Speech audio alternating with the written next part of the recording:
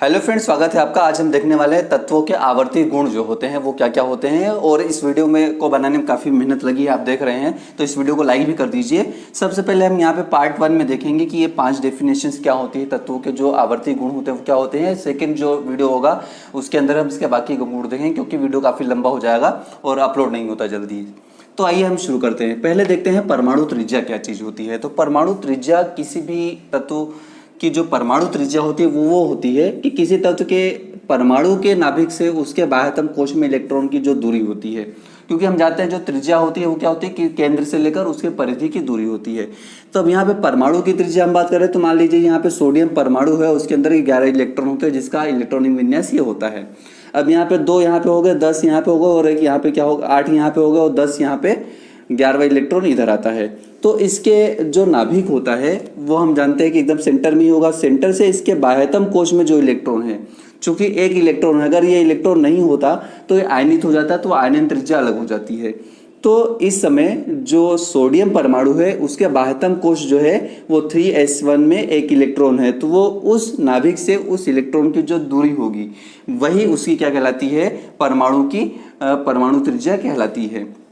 तो किसी तत्व के परमाणु के केंद्र से या नाभिक से, क्योंकि परमाणु का जो केंद्र होता है वो नाभिक में होता है, तो नाभिक से उसके बाह्यतम कोश, सबसे बाहरी कोश में जो वृत्ताकार कोश है उसके अंदर जो इलेक्ट्रॉन है, क्योंकि इलेक्ट्रॉन वृत्ताकार कक्षा में गति करते हैं ये हम जानते हैं, तो इलेक्ट्रॉन की बीच की जो दूरी होती है उसे हम क्या कहते हैं, परमाणु त्रिज्या कहते हैं। और अगर इलेक्ट्रॉन का जो बाह्य कोश है, वो जो परमाणु का बाह्य कोश है, उसके अधिकतम दूरी के 2 बिंदुओं के बीच की दूरी परमाणु व्यास कहलाता है, क्योंकि त्रिज्या का डबल क्या हो जाएगा, व्यास हो जाएगा।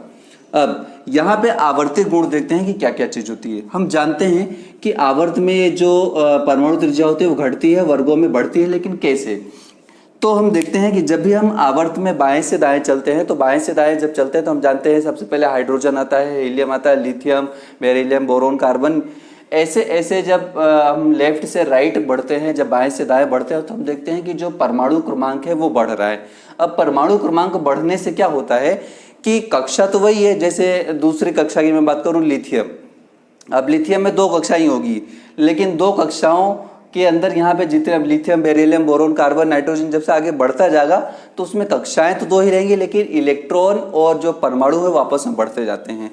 तो जो परमाणु क्रमांक बढ़ने से जो नाभिक होता है वो काफी स्ट्रोंगर होता जाता है। यहाँ पे नाभिक जो होता है स्ट्रोंगर होता जाता है, तो कक्षाएं बढ़ने के साथ दूरी तो नहीं बढ़ती है, कक्षाएं तो वही हैं, तो वो नाभिक जो होता है उसमें परमाणु क्रमांक बढ़ने से उसमें धनायन की मात्रा बढ़ती जाती है, और धनायन की मात्रा अगर बढ़ती जाती है तो अपने दूसरे कक्षा के सभी इलेक्ट्रॉनों को क्या करेगा, और खींचेगा, और खींचने से क्या होता है, जो बाह्य कक्षा होती है वो सिकुड़ जाती है। तो बाह्य कक्षा अगर सिकुड़ जाए, ये सिकुड़ जाए, तो क्या होगा, यहाँ पे परमाणु त्रिज्या कम हो जाएगी। तो आवर्त में जब बाएं से दाएं हम जाते हैं तो जो परमाणु त्रिज्या होती है वो क्या होती है, घटती है। अब वर्गों में बढ़ती है का मतलब ये होता है कि जब हम ऊपर से बढ़ते हैं, ह, ली, ना, क, जब हम आगे बढ़ते हैं तो यहाँ पे कक्षाएं जो होती हैं वो बढ़ती जाती हैं, है ना। यहाँ पे परमाणु बढ़ते हैं, साथ साथ कक्षाएं भी बढ़ती जाती है। चूंकि कक्षाएं बढ़ती जाती हैं तो क्या होता है, जो इलेक्ट्रॉन, बाह्यतम कोश का जो इलेक्ट्रॉन होता है उस तक उसके नाभिक का प्रभाव उतना नहीं पहुंच पाता जितना कि आवर्त में पहुंचता है। तो वर्गों में जो परमाणु त्रिज्या है वो कक्षा बढ़ने के साथ वैसे बढ़ती जाएगी।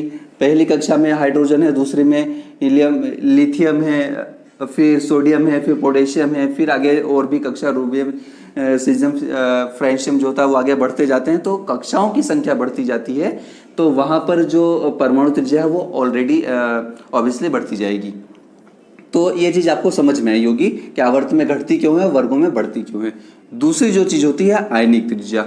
एक लाइन में अगर हम समझाएं इन सभी को तो आपको शायद समझ में नहीं आएगा, क्योंकि इनकी लाइन की डेफिनेशन भी होती है, पर यहाँ पे समझाने के लिए थोड़ा सा एक्सप्लेनेशन जरूरी है। तो आयनिक त्रिज्या क्या होती है, तो सपोज कीजिए सोडियम है, इसके अंदर कुल कितने होते हैं, 11 इलेक्ट्रॉन होते हैं, लेकिन इस इलेक्ट्रॉन को ये किसी तत्व को दान कर दिया। सपोज कीजिए क्लोरीन आ रहा है और वो सोडियम क्लोराइड या नमक बना रहा है, तो क्या करेगा, ये अपना एक इलेक्ट्रॉन दान कर देगा।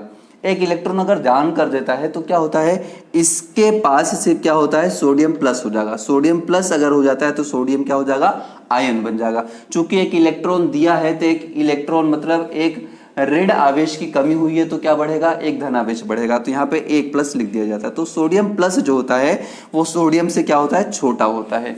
क्योंकि इसके बाह्य कक्षा ऑलरेडी समाप्त हो चुकी है। तो चूंकि 3 कक्षा में से सिर्फ 2 ही कक्षा बची, तो ये आयन बनने के कारण इसकी 2 कक्षा क्या हो गई है, कम हो गई है। तो यहां पर क्या होता है, इसकी जो परमाणु त्रिज्या या आयनन त्रिज्या होती है वो क्या होती है, कम हो जाती है। तो आयनिक त्रिज्या क्या होती है, किसी आयनित परमाणु के बाह्यतम कोश में कोश के इलेक्ट्रॉन की उसके नाभिक से दूरी को आयनिक त्रिज्या कहते हैं। अगर कोई नाभिक आयन बन जाता है तो आयनित अवस्था में उसके बाह्यतम कोश में जो इलेक्ट्रॉन होगा उसके नाभिक से जो दूरी होगी उसे हम आयनिक त्रिज्या कहते हैं। अब वही चीज मैं समझा रहा था कि धनायन की आयनिक त्रिज्या क्या होती है, कम होती है, जबकि ऋणायन की आयनिक त्रिज्या क्या होती है, ज्यादा होती है। क्यों होती है ज्यादा, ये भी हम देख लेते हैं। तो हम जानते हैं कि धनायन जो होता है वो उसके अंदर धनायन की मात्रा तो उतनी होती है, जो प्रोटॉन होते हैं उतनी होती है, लेकिन बाह्यतम कोश में एक इलेक्ट्रॉन या ऋण आवेश की कमी हो जाती है। तो ऋण आवेश की कमी हो जाने से क्या होता है, यहाँ पर जो नाभिक होता है वो अपने कोशों को और खींचने लगता है। तो आयनिक जो धनायन की आयनिक त्रिज्या होती है वो क्या होती है, कम हो जाती है। लेकिन अगर ऋणायन की बात करें तो एक जो ऋणायन होता है वो क्या होता है, उसके अंदर सपोज कीजिए क्लोरीन की बात करते हैं, क्लोरीन के अंदर 17 इलेक्ट्रॉन होते हैं सामान्य अवस्था में। एक इलेक्ट्रॉन अगर ये दान दे देता है तो उसके अंदर 18 इलेक्ट्रॉन हो जाएंगे। तो 18 इलेक्ट्रॉन होने से क्या होता है, वहां पर ऋणावेश की मात्रा ज्यादा हो गई, या फिर हो सकता है कि एक नए कोश का निर्माण हो जाए। तो ऋणावेश की मात्रा ज्यादा होने से जो नाभिक होते के धनावेश या अंदर जो नाभिक के अंदर जो प्रोटॉन्स होते हैं उनका जो प्रभाव होता है वो अपने बाह्य कोशों पर कम होता है, जिससे क्या होता है, ज्यादा इलेक्ट्रॉन को अपनी ओर खींच नहीं पाते हैं। और दूसरा कारण ये भी होता है कि अगर ऋणावेश ज्यादा हो जाते हैं किसी अंदर तो वो सारे ऋणावेश एक दूसरे को अपने कक्षा में क्या करते हैं, रिपल करते हैं, प्रतिकर्षित करते हैं। तो प्रतिकर्षण के कारण वो दूर दूर स्थित होना चाहिए, जिससे क्या होता है, स्पेस बढ़ती है। तो यहाँ पे जो धनायन होती है उसकी आयनिक त्रिज्या कम होती है, जबकि ऋणायन की आयनिक त्रिज्या क्या होती है, ज्यादा होती है। और क्यों होती है ये चीज हमने समझा, क्योंकि धनायन के अंदर उसका जो नाभिक होता है उसका आवेश ज्यादा होता है तो वो अपने कक्षकों को खींच लेता है, जबकि ऋणायन के अंदर एक इलेक्ट्रॉन आने से ऋणावेश की मात्रा बढ़ती है तो वो क्या होता है, रिपल करते हैं, प्रतिकर्षण के कारण उनके कक्षाओं की संख्या बढ़ जाती है। तो ये चीज आवर्त के अंदर ये गुण होता है। इसके बाद हम पढ़ते हैं आयनन एंथैल्पी क्या चीज होती है। तो आयनन एंथैल्पी को हम आयोनाइजेशन एनर्जी या आयनन ऊर्जा भी कहते हैं। तो आयनन ऊर्जा क्या होता है, तो यहाँ पे हमने पढ़ा आयनिक त्रिज्या या आयन के बारे में। आयन क्या होता है, किसी भी तत्व का एक इलेक्ट्रॉन त्याग देना या एक इलेक्ट्रॉन को ग्रहण करना। अगर वो इलेक्ट्रॉन त्यागेगा तो ऋणावेश की कमी होगी, मतलब धनावेश बढ़ जाएगा। और अगर वो एक इलेक्ट्रॉन तत्व लेता है तो उस पर ऋणावेश की मात्रा बढ़ेगी और धनावेश की मात्रा कम हो जाएगी, तो ऋणायन हो जाएगा। तो ऐसे ही तत्व किसी उदासीन परमाणु से इलेक्ट्रॉन लेकर या देकर, किसी उदासीन परमाणु को हमने इलेक्ट्रॉन दिया तो उसको ऋणायन बना रहे हैं हम, और उससे इलेक्ट्रॉन ले रहे हैं तो उसे धनायन बना रहे हैं। तो किसी उदासीन परमाणु से इलेक्ट्रॉन लेकर या देकर उसे आयनित करने में जो लगी ऊर्जा होती है, क्योंकि किसी भी नाभिक से या किसी भी तत्व से इलेक्ट्रॉन जो होता है वो निकालना काफी मुश्किल होता है, क्योंकि उसका नाभिक उसको पकड़ के रखता है। या फिर किसी तत्व को इलेक्ट्रॉन देना जबरदस्ती, क्योंकि उदासीन अवस्था में उसे और इलेक्ट्रॉन जरूरत नहीं, लेकिन उसे एक्स्ट्रा इलेक्ट्रॉन देना वो भी एनर्जी लगती है। तो जो भी इलेक्ट्रॉन को देने या लेने में एनर्जी लगती है, किसी भी तत्व को आयनित करने में, धनायन या ऋणायन बनाने में, वही एनर्जी क्या कहलाती है, आयनन ऊर्जा या आयनन एंथैल्पी कहलाती है। अब एक और चीज है, यहाँ पे हमने सोडियम को जैसे बनाया था Na+ बनाया था, तो आराम से पहला वाला जो हो गया, कुछ एनर्जी लगी होगी उसको दे दिया। लेकिन यहाँ पर अब ये छोटा हो गया है, इसके कारण क्या होगा, इसके नाभिक का इसके इलेक्ट्रॉनों पर जो आकर्षण हो बढ़ गया होगा। अब यहाँ से अगर दूसरा इलेक्ट्रॉन हो निकाले, इसको द्विआयनित करें तो ये और मुश्किल से एक इलेक्ट्रॉन को निकालेगा। हालांकि निकालेगा नहीं, ये स्टेबल अवस्था में है। लेकिन मैग्नीशियम के 2 होते हैं, जैसे मैग्नीशियम के अंदर क्या होता है, 12 होता है। अगर हम इसकी बात करें Mg, तो मैग्नीशियम में क्या होता है, 2 होता है। 2 मतलब 2 जो इलेक्ट्रॉन होते हैं वो क्या होते हैं, Mg2+। तो Mg2+ एक बनाएंगे तो Mg+ बनेगा, तो आराम से एक इलेक्ट्रॉन निकालेगा। लेकिन दूसरा इलेक्ट्रॉन जो होगा वो आसानी से नहीं निकलेगा, क्योंकि अब वहां पे अंदर मैग्नीशियम में 12 प्रोटॉन और बाहर इलेक्ट्रॉन 11 ही रह गए हैं। अब 12 इलेक्ट्रॉन का जो 11 इलेक्ट्रॉन पर जो 12 इलेक्ट्रॉन का प्रभाव ज़्यादा होगा, इसलिए अगर हम एक और इलेक्ट्रॉन अगर मैग्नीशियम में से निकालते हैं तो हमें और ज़्यादा एनर्जी लगानी पड़ेगी। इसके बाद अगर एक और निकालेंगे तो और ज़्यादा, मतलब जितनी ज़्यादा हम इलेक्ट्रॉन को जितना ज़्यादा धनायनित या ऋणायन बनाएंगे उतनी ही ज़्यादा एनर्जी लगती है। तो यहाँ पे जो आयोनाइजेशन एनर्जी पहली होती है वह दूसरे से कम होती है, और जो दूसरी आयोनाइजेशन एनर्जी होती है वो तीसरी से कम होती है। मतलब पहली, दूसरी, तीसरी की अगर बात करें तो जैसे जैसे आयोनाइजेशन एनर्जी बढ़ती जाए, मतलब आयोनाइजेशन जितना ज़्यादा द्विआयनित करेंगे उतना ही ज़्यादा आयोनाइजेशन एनर्जी बनती जाएगी। पहला बनाएंगे तो प्रथम आयनन एंथैल्पी, दूसरा बनेगा द्वितीय आयनन एंथैल्पी, तीसरा बनेगा तृतीय आयनन एंथैल्पी होगी, और तृतीय आयनन एंथैल्पी की जो एनर्जी होगी वो क्या होगी, सभी से ज़्यादा होगी। आवर्त में बढ़ती है जबकि वर्ग में क्या होती है, घटती है।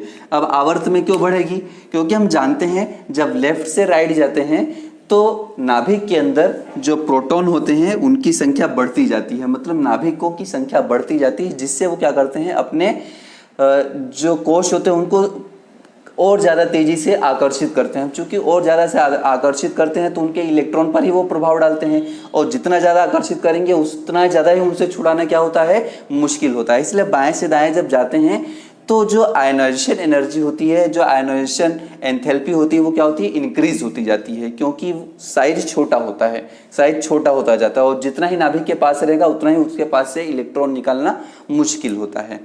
जबकि वर्ग में घटती है। वर्ग में क्यों घटती है, क्योंकि नीचे से ऊपर से नीचे जाने पर जो कक्षाएं होती हैं वो बढ़ती जाती हैं। कक्षाएं बढ़ने से क्या होता है, जो इलेक्ट्रॉन होता है उसके नाभिक से वो और दूर होता जाता है, और दूर होता जाता है तो उसको आसानी से हम क्या कर सकते हैं, निकाल सकते हैं। तो ये चीज़ यहाँ पे आती है। इसके बाद आता है इलेक्ट्रॉन बंधुता, जिसको हम बोलते हैं इलेक्ट्रॉन गेन एंथैल्पी। इलेक्ट्रॉन बंधुता, इलेक्ट्रॉन को बंधित करने के लिए उस वहाँ से ग्रहण करने के लिए इलेक्ट्रॉन गेन एंथैल्पी। इसको देखते हैं क्या होता है। किसी उदासीन परमाणु द्वारा एक इलेक्ट्रॉन ग्रहण करके ऋणायन बनाए जाने पर, एक इलेक्ट्रॉन उसने ग्रहण किया, किसी उदासीन परमाणु था, जैसे क्लोरीन था, उदासीन परमाणु था, उसने एक इलेक्ट्रॉन लिया तो ऋणायन बनाया। इसके लिए उसको क्या किया, कुछ एनर्जी मुक्त होती, क्योंकि वो इलेक्ट्रॉन ले रहा है। अब वो इलेक्ट्रॉन ले रहा है तो वो कुछ एनर्जी क्या करेगा, एक्सपेंस करेगा। तो किसी उदासीन परमाणु द्वारा, अब यहाँ पे हम दे नहीं रहे हैं और ना ही उससे ले रहे हैं, अब ये खुद क्या कर रहा है, इलेक्ट्रॉन को ले रहा है।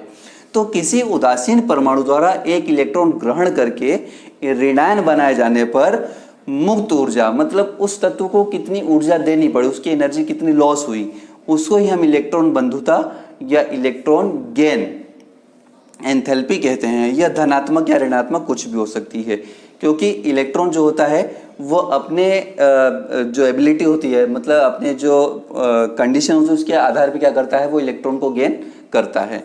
तो ये एनर्जी जो होती है वो क्या होती है, ऋणात्मक या धनात्मक हो सकती है। आवर्त में EGE मतलब इलेक्ट्रॉन गेन एंथैल्पी बढ़ती है, क्योंकि इलेक्ट्रॉन गेन एंथैल्पी जब हम बाएं से दाएं जाते हैं तो परमाणु का आकार छोटा होता जाता है, और छोटा होता जाता है तो वहां पे इलेक्ट्रॉन ऋणता बढ़ाना, मतलब नेगेटिविटी बढ़ाना, एक इलेक्ट्रॉन किसी से लेना, वो क्या होता है, पॉसिबल नहीं हो पाता है।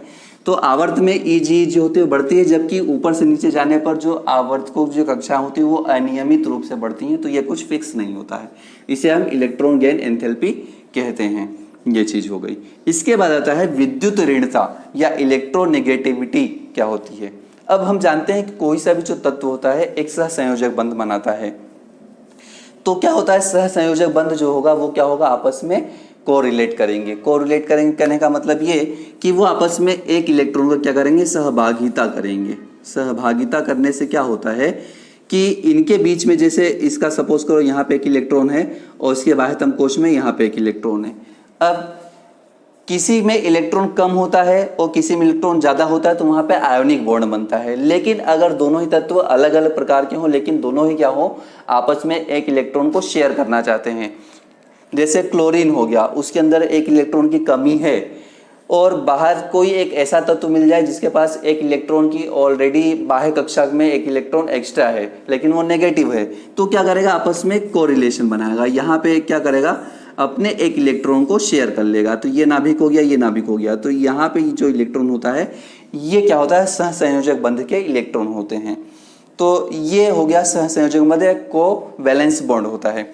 तो सहसंयोजक यौगिकों में दो असमान परमाणुओं के मध्य, मतलब ये जो होंगे दो अलग अलग टाइप के होंगे, क्योंकि Cl के साथ या F के साथ तो बनाएगा नहीं।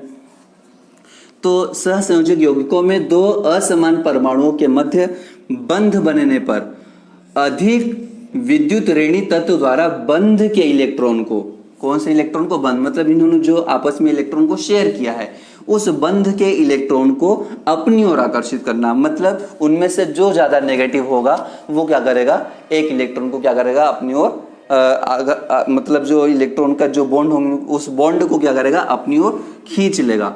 तो ये जो इलेक्ट्रॉन का ये जो इलेक्ट्रॉन बॉन्ड होता है, अगर ये ज्यादा नेगेटिविटी वाला है और ये कम, मतलब ये माइनस का उसे 2- बोल दूं, तो ये जो होगा ये क्या करेगा, यहाँ पे इलेक्ट्रॉन को इसको अपनी ओर खींच लेगा। तो इससे क्या होता है, ये जो गुण होता है अपनी ओर आकर्षित करने के गुण को विद्युत ऋणता कहते हैं। मतलब जो सहसंयोजक बंध होते हैं उनके अंदर दो इलेक्ट्रॉन आपस में शेयर करते हैं, मतलब एक दूसरे को देते नहीं, एक देता है एक लेता नहीं है, आपस में शेयर करते हैं, किसके? अपनी वैलेंसी कंप्लीट करने के लिए। लेकिन जो ज़्यादा पावरफुल नेगेटिव होगा वो क्या करेगा, उस बॉन्ड के इलेक्ट्रॉन को अपनी ओर क्या कर लेगा, कैप्चर कर लेगा। कैप्चर तो क्या करेगा, अपनी ओर अट्रैक्ट कर लेगा। तो जो बॉन्ड होता है वो थोड़ा सा उस तरफ शिफ्ट हो जाता है, और ये जो गुण होता है इसे ही तत्वों को क्या कहते हैं, हम इलेक्ट्रॉन ऋणता या इलेक्ट्रोनेगेटिविटी कहते हैं। अब आवर्त में ये बढ़ती है और वर्ग में घटती है। तो आवर्त में बढ़ती क्यों है, वर्ग में घटती क्यों है, इसका एक ही कारण होता है कि आवर्त में बढ़ती है इसलिए बढ़ती क्योंकि बाएं से दाएं जाने पर परमाणु का आकार जो छोटा होता है, तो वहां पर क्या होता है कि जो तत्व होता है बाएं से दाएं जाने पर उसके अंदर निगेटिविटी बढ़ती है, क्योंकि हम जानते हैं इधर धातु होते हैं उधर क्या होते हैं, अधातु होते हैं। तो बाएं से दाएं जाने पर इधर क्या होती है, निगेटिविटी बढ़ती है, क्योंकि इधर जो होती हैं अधातुएं होती हैं, और अधातुएं क्या करती हैं, वो नेगेटिव होती हैं। अब दूसरा, वर्ग में ऊपर से नीचे जाने पर ये क्या होती है, घटती हैं। तो वर्ग में ऊपर से नीचे जाने पर कम होती हैं। अब बात कीजिए कि हमारी ये पीरियोडिक टेबल, यहाँ पे हाइड्रोजन है, यहाँ पे हीलियम है, और यहाँ पे लिथियम, फ्लोरीन, क्लोरीन इस टाइप से आता है। तो सबसे लास्ट में जो होता है हीलियम के नीचे आता है फ्लोरीन। और हम देख रहे हैं कि जो विद्युत ऋणता है इधर से इधर जाने पर बढ़ रही है, मतलब यहाँ पे सबसे ज्यादा किसकी होगी, फ्लोरीन की होगी। पहले में पहली वाली जो लाइन है उसके अंदर फ्लोरीन होगी, हीलियम का तो नहीं है क्योंकि वो क्या है, नोबेल है। और ऊपर से नीचे जब हम जा रहे हैं तो देखें वर्ग में ऊपर से नीचे घट रही है, मतलब इधर भी जब फ्लोरीन के पास आएंगे तो नीचे से ऊपर से नीचे जाएंगे तो घटेगी। तो सबसे ज्यादा नेगेटिविटी कहाँ पाई गई, सबसे ज्यादा नेगेटिव हमारे यहाँ जो फ्लोरीन होता है उसके पास होता है। तो सबसे ज्यादा ऋणी जो विद्युत ऋणी पदार्थ होता है या तत्व होता है वो क्या होता है, फ्लोरीन होता है। और सबसे ज्यादा जो होता है धनी, उसको हम कह सकते हैं सबसे ज्यादा नीचे यहाँ पे जो फ्रेंशियम होगा या रूबियम स्ट्रोंशियम जो होगा वो होगा, सीजियम जो होता है। तो इस प्रकार से इस वीडियो में हमने 1, 2, 3, 4, 5 डेफिनेशन पढ़ी। अगले पार्ट 2 वीडियो में हम देखेंगे बाकी और जो गुण होते हैं वो तत्वों के क्या होते हैं। तब तक के लिए इस वीडियो को लाइक कर दीजिए, शेयर जरूर कर दीजिए और सब्सक्राइब कीजिए चैनल को। तब तक के लिए जय हिंद।